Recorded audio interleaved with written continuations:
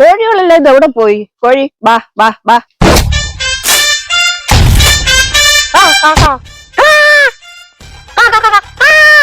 എവിടായിരുന്നു ഇത്ര നേരം?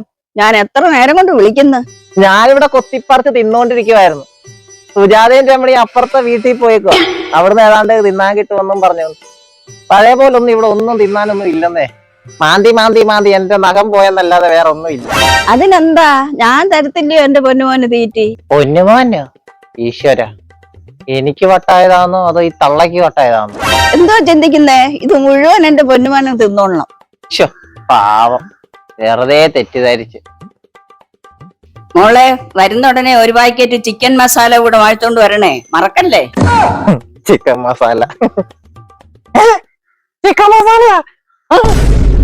എന്തിനാ ചിക്കൻ മസാല?